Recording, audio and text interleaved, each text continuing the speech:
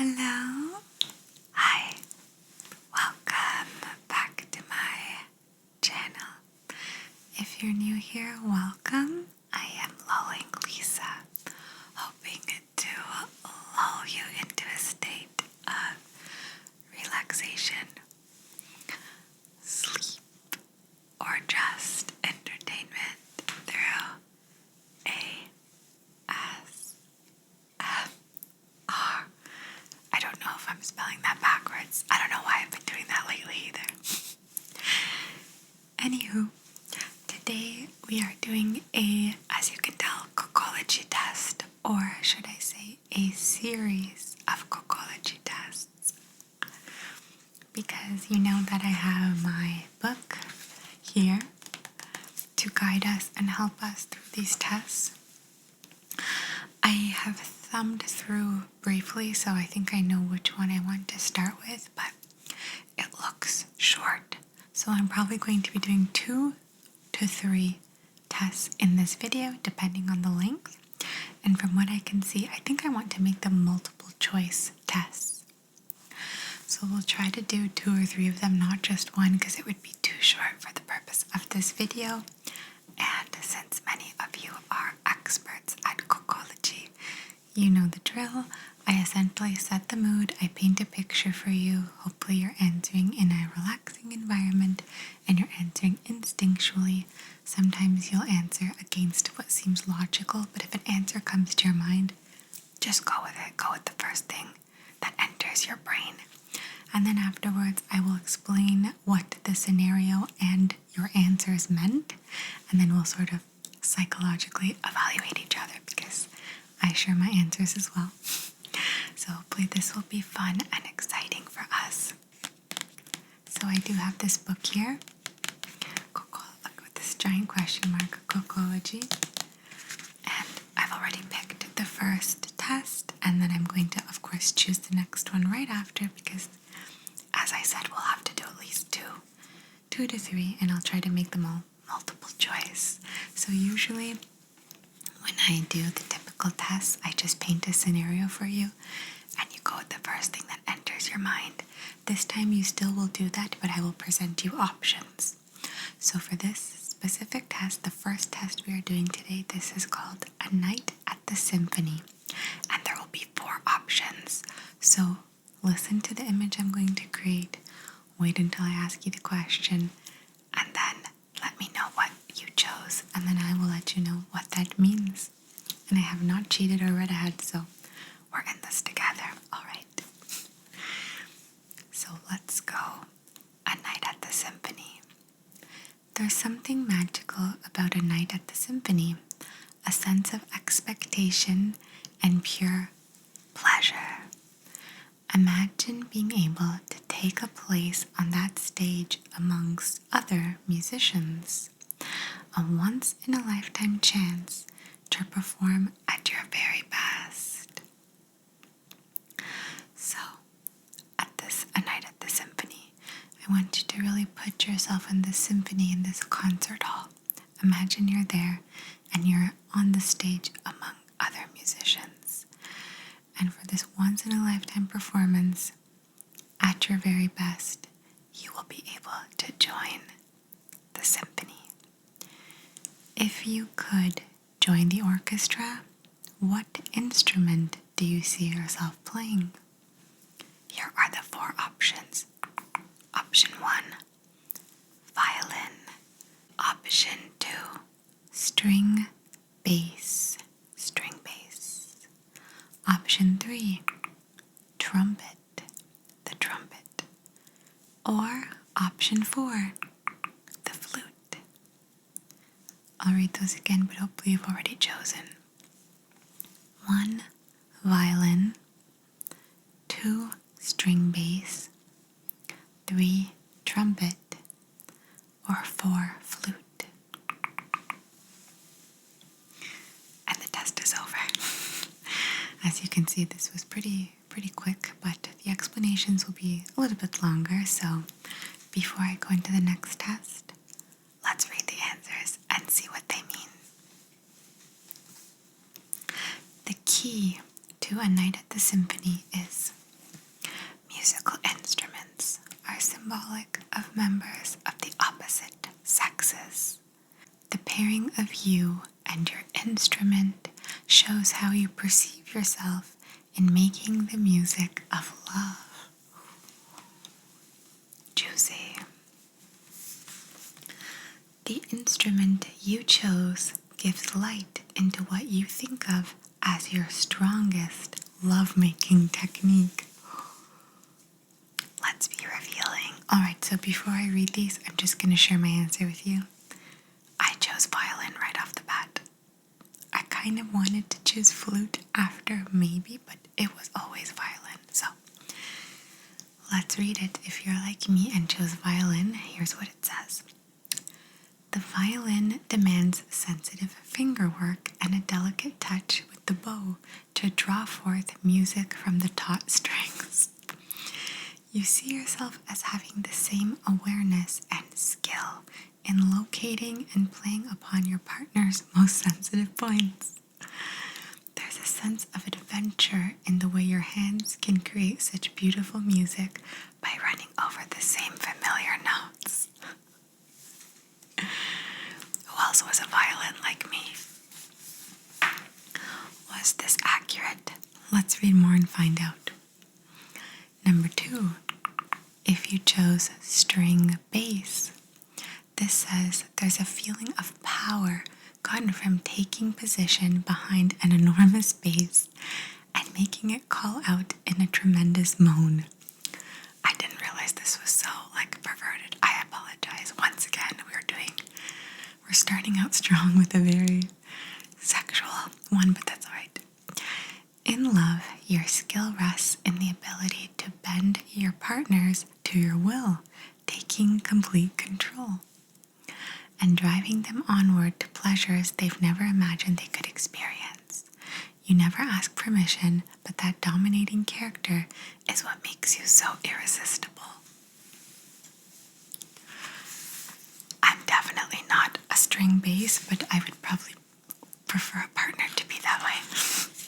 So who chose number 2? String bass. Next. Number 3. Trumpet. Oh, these are hard to get through without laughing. Okay. Trumpet. There is no getting around it. Your mouth is the strongest weapon in your arsenal.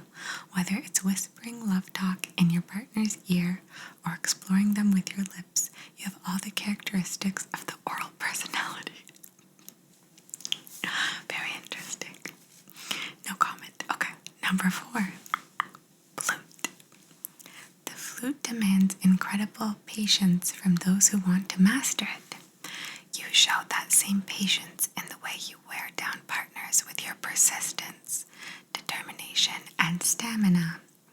Your lovers often are taken off guard when what they thought would be a brief recital quickly develops into a full concerto in 6 movements. The flute. So, I'll show you a picture of this test. Night at the Symphony. Who knew this would be so risque? This is what I get for not reading ahead. But it was short, so I wanted to do a few short ones, and I wanted to start from the beginning. We've gotten through quite a few. So, next. Is this multiple choice? Oh, this one is. Okay. I won't read ahead. Okay. Now, before I go ahead, I just wanted to say, was that accurate for you? This was very sexual. I feel like there's quite a few sexual tests in here. Hopefully you don't mind. But let's be adults here, it happens. Okay. I think I did actually find it to be pretty accurate, but of course, most of them could apply to, who knows, maybe most of them couldn't apply to anyone, but there's definitely a few that could have been relatable. This is all very specific, so, is mine true? Hard to say. I don't know. What would you rate this before moving on? So the next cocology test that we are going to do is called You're only human. After much searching, I found another multiple choice one that we haven't done. So, allow me to read this to you. I have no idea what this is about. I can't believe it. How could I do something so stupid? We have all too many chances to say those words. Burnt toast, coffee stains on paperwork, sleeping through the alarm clock, stubbed toes, missing exits. It's human nature to goof up once in a while. Nobody's perfect, and each one of us proves that every day. Keep that in mind the next time you're tempted to laugh at other people's careless mistakes. After all, you never know when it'll be your turn to wear mismatched socks to work. So, that was the headline. Now starts the test. Imagine this. You're walking down the street, thinking of other things, when you stumble into a garbage can on the sidewalk and knock it over. So you're walking down the street, you're clearly busy, your mind is occupied, you're thinking of other things, when suddenly you stumble into a garbage can on the sidewalk and knock it over. What comes spilling out from underneath the lid? Here are the 4 options. So, you knocked over this garbage can, and one of these 4 things in your mind comes spilling out. 1. Nothing comes out. The can was empty. 2. A loose pile of trash spills out onto the street. 3. Apple cores, chicken bones, and other raw garbage. 4. A well-tied black plastic garbage bag. I'll read those again just in case. 1. Nothing comes out. The can was empty. 2. A pile of loose trash spills out onto the street. 3. Apple cores, chicken bones, and other raw garbage. 4. A well-tied black plastic garbage bag. What comes spilling onto the street? The key to You're Only Human. In your carelessness, you overturned a garbage can, dumping out something that had been neatly shut away and exposing it for all the world to see.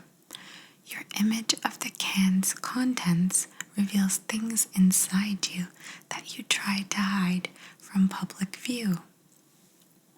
Interesting. So, I will admit what I imagined wasn't in the options because for some reason, when it said what comes spilling out under the lid, I kind of imagined at first instantly perhaps like a liquidy substance. So not apple cores and chicken bones, but I guess it would probably be closest to number 2, a pile of loose trash. So just I think that would be the best option. Since they implied that what comes spilling out, I instantly just created an image of something spilled out. So if I could think about it, it would have been tied, but no, go with your first instinct. I would say number 2 for myself. So let's read what they all mean. I just want to share my answers with you first. So, if you said number 1, nothing comes out, the can was empty. People who gave this answer tend to live their lives without making displays or false pretenses. What you see is what you get. It's this simple honesty that gives them their charm. Interesting. I wouldn't think that that's me, so far so good. What about you? Was that accurate if you chose number 1? Number 2. A pile of loose trash spills out onto the street. Those of you who said the can was full of loose trash may seem to be straightforward and forthright to others, but actually have a pile of unexpressed feelings locked up within. You may notice these feelings only as a general sense of frustration, but when you think about it, aren't there places where you've been holding back from saying the things you really feel? Yes. So if you said number 2 like me, did you find that to be accurate? Let's read on more to find out if it's truly accurate. Number 3, if you said apple cores, chicken bones, and other raw garbage, people who imagined a pile of kitchen waste are suppressing their appetites and the natural desire for food. Maybe you're on or just avoiding a diet, or trying to save money by cutting back on your eating expenses. Whatever the case, it's taking its toll on you. That's interesting. There's no need to overdo it, but it might do you good to spend a well-earned night out at a restaurant with friends. If you said that, was it accurate? I'm very curious now. Okay, number 4, the final one. A well-tied black plastic garbage bag. People who saw a neatly tied garbage bag have a strong sense of self-control. Maybe too strong. You hate to show weakness or make complaints. Your pride won't allow it, but letting others know how you really feel is no sign of weakness. Loosen up the drawstrings and let in some air before all that garbage goes bad and starts to smell. That's very interesting. I was hoping we'd have time for one more, but I see that my battery's running out, so I should probably keep it these 2 for now. These were interesting. So the second test was definitely more personal, about, not more personal than the first one, but I'm saying personal about, I think, our secret self that maybe we keep hidden from others. So they say there's like the face that we put forward in front of people, and then our secret face. So out of all the options, I have to say I did find number 2 for me to be the most accurate. So that's interesting. That's very interesting. I think I can appear to be straightforward sometimes, but I do definitely keep a lot of things hidden as well. It just depends on how I'm feeling. And then to go back to the first test, my goodness, the first test was very, very sexual. Yet again, for our 1-year celebration, we had one that was pretty sexual, but this one perhaps takes the cake because it was so like literal and blunt. String instruments and like trumpets and things like that. Wow, so which of these 2 tests, out of the 2 that we've done in this book, which did you find to be the more accurate one? For me, I would say it was pretty even, although I did find the first one could have been anything really. I mean, okay, maybe not anything, but you know what I mean. I don't know, hard to say, but yeah. They were both pretty, I think, fairly accurate for me. I think I did sort of choose the right answer for the second one as well, even though with multiple choice I do find things a little bit limiting. But I like multiple choice. I think it's a nice break, so maybe in the future I will group together some multiple choice ones as well. There's even some that I see we might have to draw. We touched upon that briefly in the 1-year anniversary of doing these tests, so maybe we'll do a drawing one in the future. I would love to hear your input. So did you enjoy these 2 tests together? I do think it would have been too short for just one test. And I did sneak in a cocology test in the past in the follow my instructions with your eyes closed videos, because technically you can close your eyes while we do these tests together. You don't have to look at me the whole time. So hopefully this is a fun activity for you, and hopefully it's also relaxing. But yeah, I had a lot of fun doing this with you, and I wanted to set the tone in a relaxing environment, and little did I know it looks like the red light district in here. Appropriate. Thank you so much for being here with me. Thank you for watching, and remember, no matter what, these are just for fun. Whether accurate or inaccurate, these are just for fun. fun, so take this with a grain of salt. But I love these tests, and I'm so glad that you love them as well. They're so fun to do together. I don't think I'll ever get tired of doing these, so